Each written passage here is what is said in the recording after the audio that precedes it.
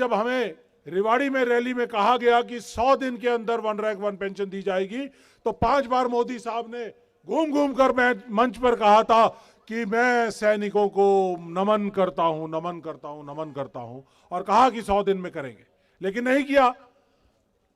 तो हमने उनके खिलाफ जंतर मंतर से मोर्चा शुरू किया। ये मैं बात इसलिए बताना चाहता हूं कि 2014 से पहले हमने मोदी साहब का, बीजेपी का, सरकार का बहुत सारे फौजियों ने साथ दिया। इसलिए साथ दिया क्योंकि वो प्रिंसिपल ऑपोजिशन पार्टी थे, वो मुख्य विपक्षी दल थे उस समय। उन्होंने आवाज उठाई, उन्होंने वायदा किया, लेकिन पूरा नहीं किया। हमें कहा गया कि हर बात जो चुनावी माहौल में कही जाए वो पूरी करने के लिए नहीं होती। और 1 रैंक 1 पेंशन की लड़ाई इसी जंतर मंतर पर जीत कर कुछ हद तक जीत ली है, लेकिन कुछ विसंगतियां जरूर पैदा हुई हैं, उनको हम पूरा करने के लिए लड़ाई लड़ रहे हैं। यहीं बराबर में एक जगह है जहां पर हमारा पंडाल लगा रहता था, और ये लोग, कुछ लोग, रघुवीर साहब, कपूर सिंह, मलकियत, ये वो लोग हैं।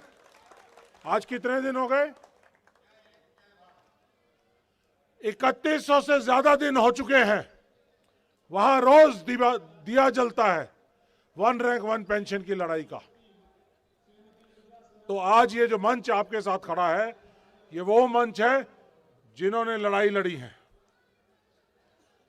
और एक नारा आप जो यहां पे लगा रहे थे,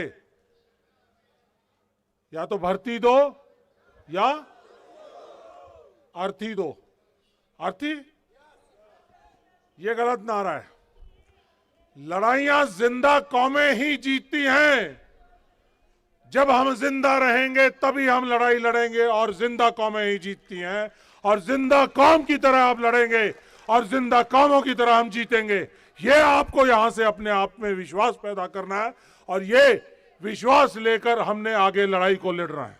दोस्तों नमस्कार। 1 रैंक 1 पेंशन रिवीजन को लेकर आपने देखा किस प्रकार से हमारे भूतपूर्व सैनिकों को मोदी सरकार शुरुआत से ही मूर्ख बनाती आ रही है, लेकिन अब की बार हमारे भूतपूर्व सैनिकों ने ठान ली है कि 2024 के चुनाव में हम भी मोदी को वोट की चोट देंगे। जी हाँ, और इस चीज़ को लेकर लगातार आपने देखा किस प्रकार से 1 रैंक 1 पेंशन रिवीजन को लेकर हमारे भूतपूर्व सैनिक जंतर मंतर पर लड़ाई भी लड़ रहे हैं।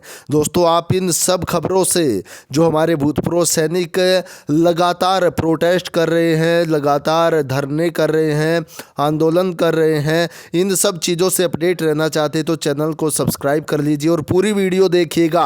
आखिरकार 2024 में किस प्रकार से इस केंद्र सरकार की कमर जाकर लगती है, देखिए। हैं जो कि फौजी परिवारों से नहीं भी आ रहे हैं, उनकी देश की सेवा करने के लिए एक उनके अंदर जज्बा है, सपना है देश की सरहदों पे देश की सेवा करने का, देश को महफूज रखने का।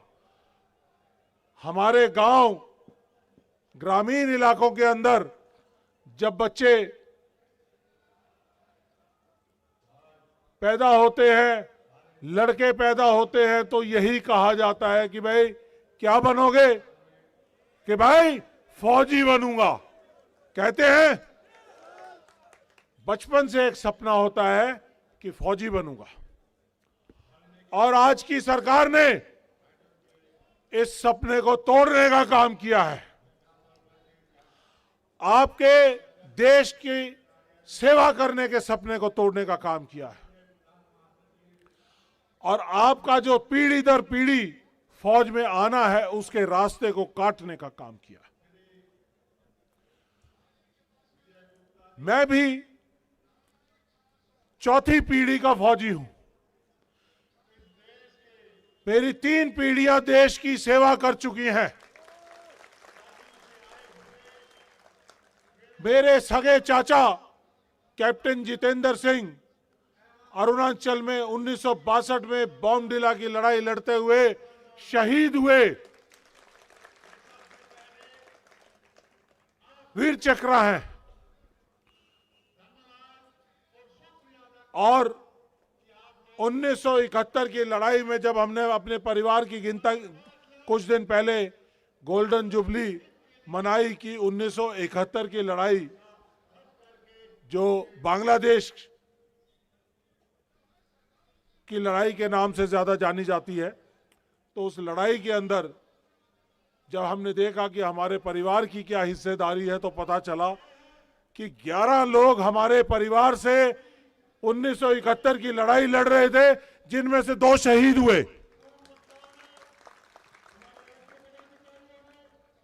तो साथियों, हम लोग पीछे हटने वाले नहीं हैं, हम लड़ने वाले लोग हैं। देश में हमें लड़ने की ही ट्रेनिंग मिली है और सरकार को यह मालूम होना चाहिए कि अब आपका पाला देश के सैनिकों से और देश के भावी सैनिकों से पड़ा है। तो आपको झुकना पड़ेगा, आपको इनके सामने, इनकी ताकत के सामने, इन युवाओं के सामने झुकना पड़ेगा। ये मैं यहां से वायदा करना चाहता हूं।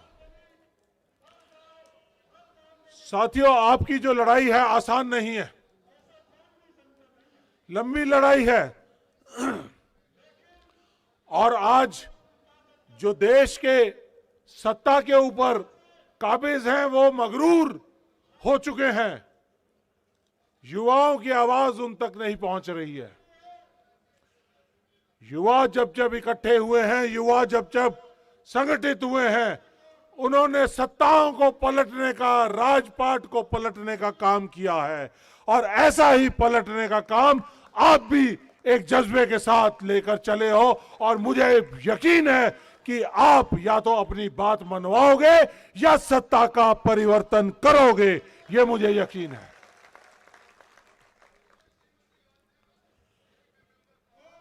आप में से कुछ युवा चंपारण से, सत्याग्रह की धरती है, चंपारण से चले, पैदल चले और यहां तक दिल्ली तक पहुंचे। हमें मालूम था कि ये समस्या है। अग्निवीर एक बहुत बड़ी देश के लिए गंभीर समस्या है। देश की सुरक्षा के साथ खिलवाड़ है। देश की सुरक्षा के अंदर एक ऐसी नई स्कीम ला दी गई है जिसके तहत देश के सैनिकों के अंदर ही भेदभाव कर दिया गया है। उसके साथ साथ हमें मालूम था कि भर्तियां कैंसिल हुई हैं, कुछ बच्चे जो हैं उनको अपनी भर्तियां नहीं मिली हैं। लेकिन इसका इतना महास्वरूप है, ये इसकी जानकारी हमें तब मिली जब चंपारण से अभिराज जैसे बच्चे निकले और यहां तक पहुंचे। 1100 किलोमीटर की यात्रा करना आसान नहीं है। हमारे नेता राहुल गांधी जी ने 4000 किलोमीटर की यात्रा, भारत जोड़ने की यात्रा, देश में प्यार फैलाने की यात्रा और नफरत के जो फैलाने वाले थे उनके खिलाफ ये यात्रा की, देश को जोड़ने का काम कर रहे थे। तो आसान नहीं है 4000 किलोमीटर पैदल चलना। तो मैं समझ सकता हूं कि ये अभिराज के साथ जो उसके साथी चले थे, 1100 किलोमीटर की यात्रा करी थी, तो ये कोई आसान काम नहीं है, बहुत मुश्किल काम है। क्योंकि इस भारत जोड़ो यात्रा में मैं भी 700 किलोमीटर चला हूं, हरियाणा से लेके और श्रीनगर तक। तो ये जज्बा चाहिए, एक रिजॉल्व चाहिए, एक विश्वास चाहिए, दृढ़ विश्वास चाहिए कि मेरे को ये काम पूरा करना है। तो जैसे ही हमें इस बात का ज्ञान हुआ कि चंपारण से चलकर बच्चे यहां पर आए हैं, तो हमने इनसे बातचीत करी, संज्ञान किया, संवाद स्थापित किया। तो पता चला कि तकरीबन 50 लाख से ज्यादा बच्चे इन भर्तियों में, 97 भर्तियां फौज की, आर्मी की और कुछ भर्तियां एयरफोर्स की थी, जिसके तहत बच्चों को सिलेक्ट किया गया। और ये 50 लाख से ज्यादा युवाओं ने भर्तियां देखी और 1.5 लाख के करीब युवा सिलेक्ट हुए अलग अलग भर्तियों में, और इनको ज्वाइनिंग नहीं दी गई और कुछ के भर्ती प्रक्रिया को पूरा नहीं किया गया। तो इन चीजों का संज्ञान लेते हुए हम लोगों ने अपनी बात अपने पार्टी फोरम में उठाई। तो पता चला, राहुल गांधी जी को जैसे ही पता चला, उन्होंने कहा कि मैं इन बच्चों से मिलना चाहता हूं। ये युवाओं के बेरोजगारी की समस्या है, युवाओं के देश प्रेम की और देश की सेवा करने के सपने को तोड़ने की समस्या है। तो वो मिले, कुछ लोग मिले, 30-40 बच्चे मिले। उन्होंने बात समझी और फैसला किया कि हम इन बच्चों को वायदा किया, राहुल गांधी जी ने वायदा किया है, मैं यहां से इस मंच से कह सकता हूं, उन्होंने कहा है कि मैं संसद से लेकर सड़क तक इन बच्चों के साथ हूं, इनका संघर्ष हम करेंगे, कंधे से कंधा मिलाकर लड़ाई लड़ेंगे। लेकिन उन्होंने एक और बात कही साथ में कि आप को संगठित होना पड़ेगा। जब आप संगठित हो जाएंगे तो कितनी भी बड़ी सत्ता हो, कितने भी बड़े मगरूर शासक हो, उनको आपके सामने झुकना पड़ेगा।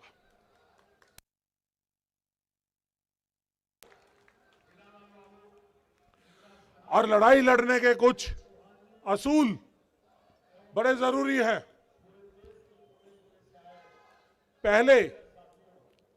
पहला असूल यह है कि हमें शांतिपूर्वक अपने संघर्ष को लड़ना पड़ेगा और जीतना है। शांतिपूर्वक जो संघर्ष किए जाते हैं, जैसे गांधी जी ने सत्याग्रह का आंदोलन किया और जिस तरह से वो ब्रिटिश सरकार के खिलाफ आंदोलन किया, तो ऐसे आंदोलन को ताकत सिर्फ अहिंसा से मिली। और जब हम अहिंसा का साथ लेकर अपने संघर्ष को करेंगे तो हमें बहुत बड़ी मजबूती मिलेगी। आपके बीच में आपको भड़काने के लिए बहुत सारे लोग आएंगे, वायलेंट बनाने के लिए, हिंसा भड़काने के लिए बहुत सारे लोग आएंगे। उन लोगों को दरकिनार करना है, दूर रखना है। साथियों, मानते हो इस बात को? और यह भी मान के चलना पड़ेगा कि जो भी हमें हक की लड़ाई लड़नी है, वो सरकार के खिलाफ लड़ाई लड़नी पड़ेगी। क्योंकि आज जो भी सरकार आज सत्ता में है, उसी सरकार से हम मांग रखते हैं, उसी सरकार से हम कहना चाहते हैं कि इन बच्चों की भर्ती प्रक्रिया को पूरा करें और इनको ज्वाइनिंग दे। और डिमांड पूरा करने का अधिकार और जिम्मेदारी सिर्फ और सिर्फ मौजूदा सरकार की होती है। तो इसलिए लड़ाई हमें सरकार के खिलाफ लड़नी पड़ेगी, सरकार से अपने हकों की लड़ाई लड़नी पड़ेगी। तो ये दिमाग में बनाना पड़ेगा कि हक तो हमें सरकार से ही चाहिए, क्योंकि सरकार के पास ही ये जिम्मेदारी है, सरकार के पास ही पावर है, सरकार के पास ही कलम की ताकत है जो आपको ज्वाइनिंग दे सकती है। और इस लड़ाई में जो भी राजनीतिक, गैर राजनीतिक, पारिवारिक या कोई इंडिविजुअल इसमें हमारा साथ देता है, तो हमें उसका साथ चाहिए।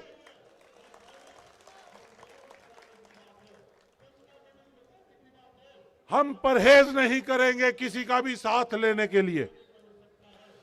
हमें अगर कांग्रेस पार्टी साथ देती है तो हमें उसका साथ चाहिए, अगर कोई और राजनीतिक पार्टी साथ देती है हमें उसका साथ चाहिए, अगर सत्तारूढ़ पार्टी हमारा साथ देती है हमें उसका साथ चाहिए।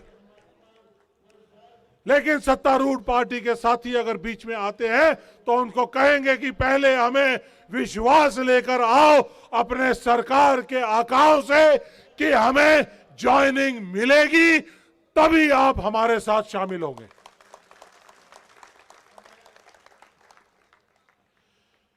तो साथियों,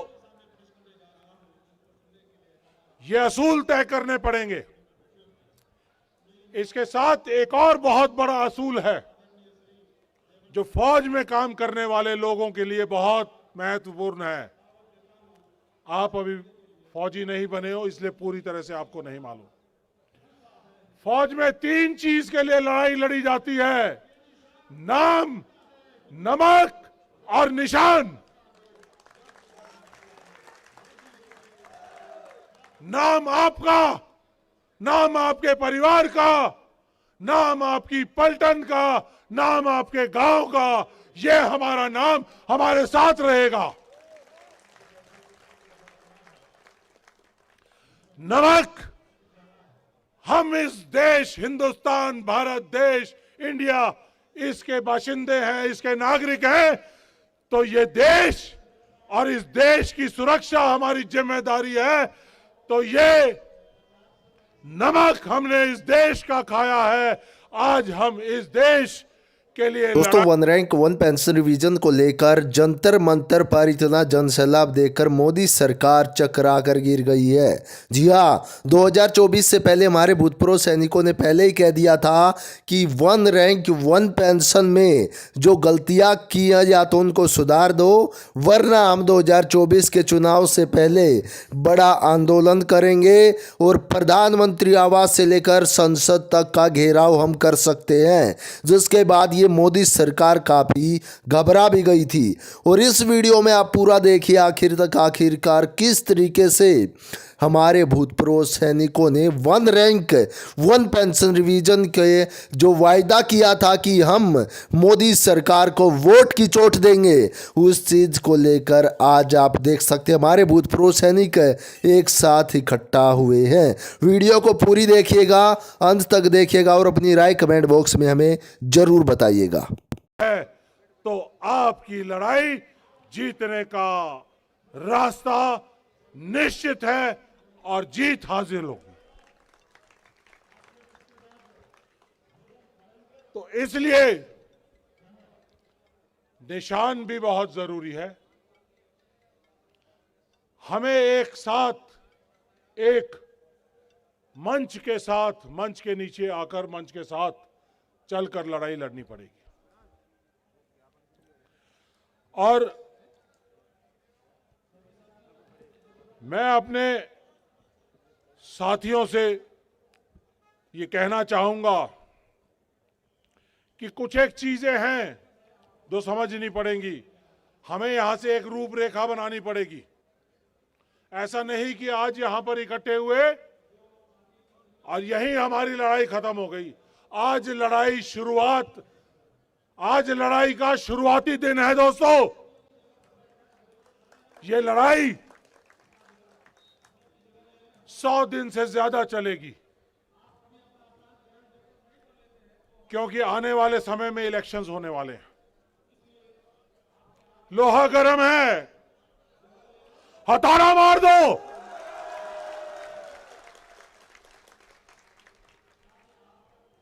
सरकार को झुकाने के लिए 100 दिन काफी है और सरकार को झुकना पड़ेगा। युवाओं की ताकत के आगे झुकना पड़ेगा। आप क्या मांग रहे हो इस सरकार से? आप यही मांग रहे हो ना कि हमारी भर्ती प्रक्रिया को पूरा किया जाए, हमें रोजगार दिया जाए, हमें देश में सेवा करने का सेना में मौका दिया जाए? यही मांग रहे हैं? कोई बड़ी चीज तो नहीं मांग रहे। लेकिन अगर यह सरकार आपकी मांग पूरी नहीं कर रही है तो यहां पे मुझे महाभारत का युद्ध है ये साथियों, महाभारत का युद्ध है ये, न्याय का युद्ध है, न्याय मांगने का युद्ध है। आपको न्याय चाहिए, आपको रोजगार चाहिए, आपको अपने ज्वाइनिंग चाहिए, आपको अपनी भर्ती चाहिए, आपको अपनी वर्दी चाहिए। लेकिन अगर ये सरकार नहीं दे पा रही है तो मुझे महाभारत के युद्ध में रामधारी सिंह दिनकर जी की एक कविता है जिसमें उन्होंने एक संज्ञान पेश किया था। जब युद्ध शुरू होने से पहले कृष्ण जी दूत बनकर दुर्योधन के कौरवों के दरबार में गए थे तो उन्होंने कहा था कि और कुछ नहीं तो सिर्फ 5 गांव ही दे दो। हम आज मोदी साहब के दरबार में अर्जी लगाते हैं कि हमारे बच्चों को सिर्फ भर्ती दे दो, फौज में उनको ज्वाइन करा दो, हम यही मांगते हैं। लेकिन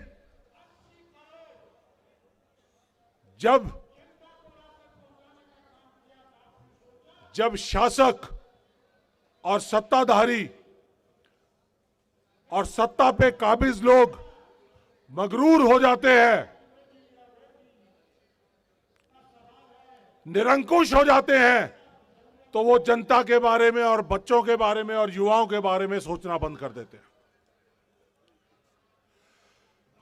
तो जब कृष्ण जी को उन्होंने बांधने की ऐसी मगरूर स्थिति जो महाभारत के युद्ध में थी, ऐसी ही मगरूर स्थिति आज देश की परिस्थितियों में है।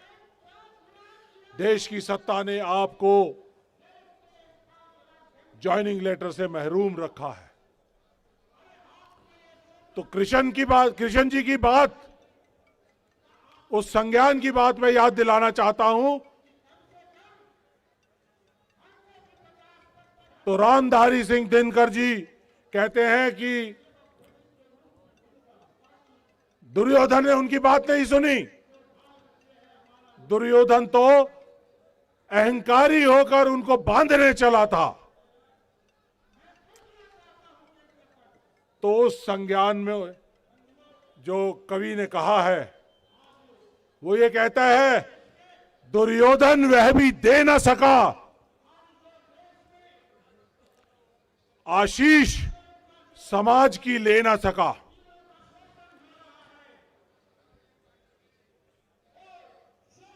उल्टे हरि को बांधने चला, जो था असाध्य वो साधने चला।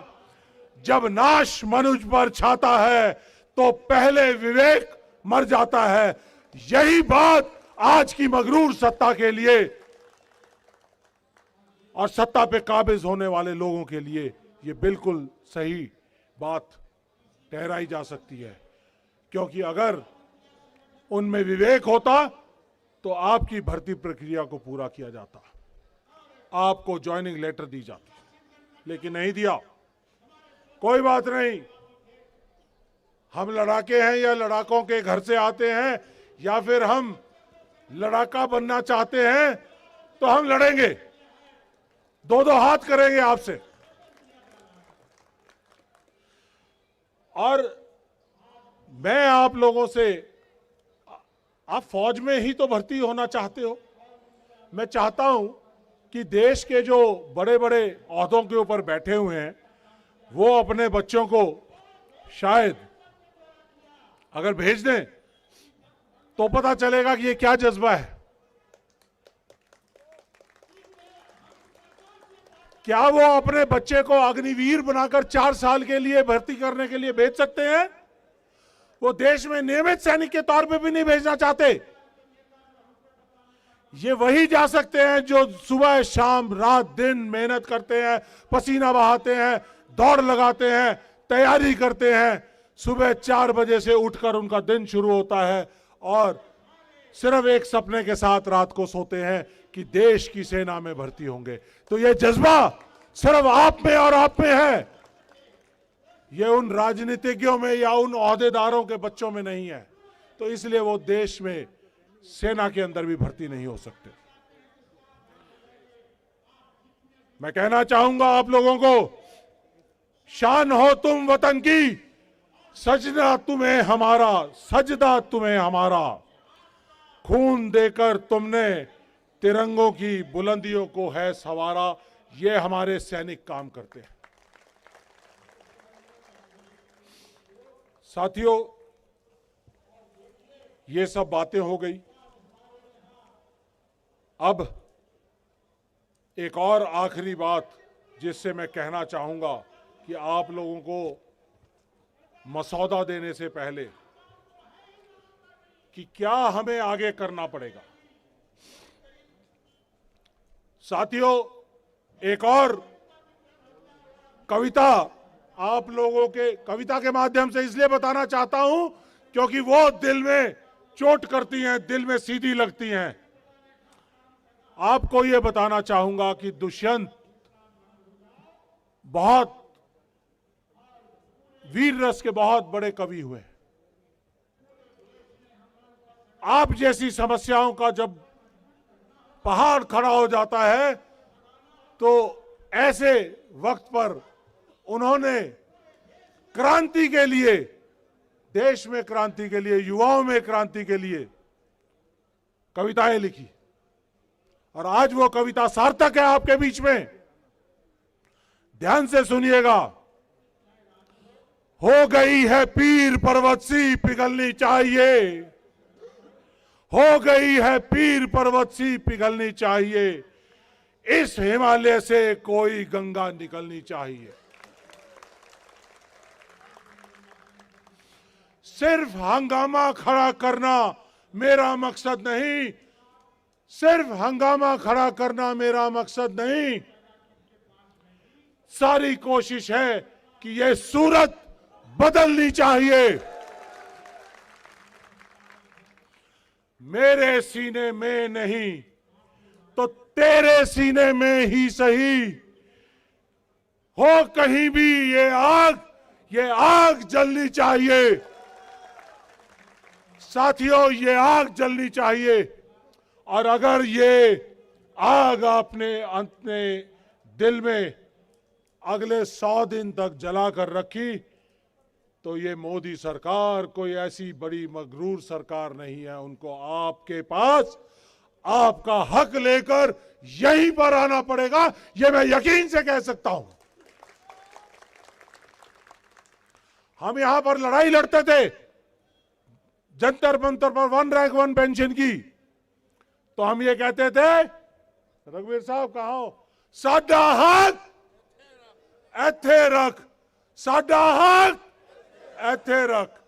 तो ये सरकार को हमें बताना है कि हमारा हक, ये हमारा हक है, इसको यहां पे रखो, हमें इस हक के लिए लड़ना है। तो साथियों, अब बात है कि आगे कैसे चलें। समस्या है, बड़ी समस्या है। हमने आपके साथ जो कुछ युवा आए उनके साथ फैसला किया, राहुल गांधी जी से मिले। यहां एक और बात मैं आपको बताना चाहूंगा ताकि किसी के दिमाग में कोई गलत धारणा ना पैदा हो। 2014 से पहले हम लोग 1 रैंक 1 पेंशन का अधिकार मांग रहे थे, लड़ाई लड़ रहे थे। उस समय पर बहुत सारे 2006 में, 9 में, 11 में, 12 में, 13 में एक पुराने पेंशनधारी जितने थे फौज के, उनका सबका पेंशन बराबर करने की एक लड़ाई चल रही थी। उसको यूपीए सरकार में बराबर किया गया, कोशिश की गई गैप को कम करने की। और उसके बाद ऐसे ही कुछ सैनिक राहुल गांधी जी से मिले तो उन्होंने सरकार में बात उठाई।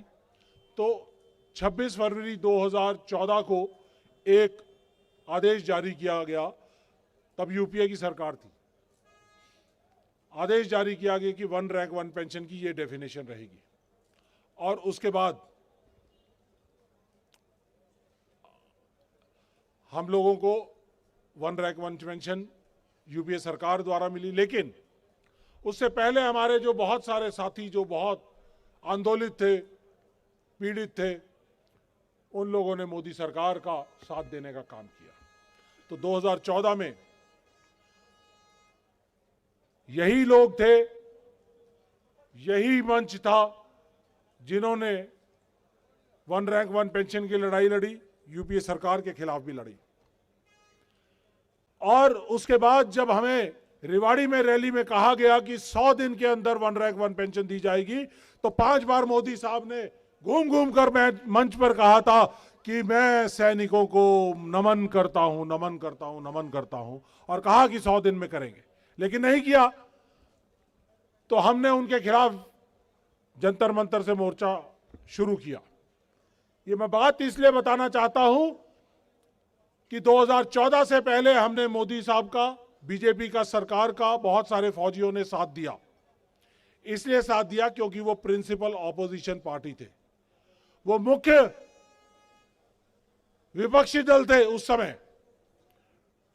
उन्होंने आवाज उठाई, उन्होंने वायदा किया, लेकिन पूरा नहीं किया। हमें कहा गया कि हर बात जो चुनावी माहौल में कही जाए वो पूरी करने के लिए नहीं होती।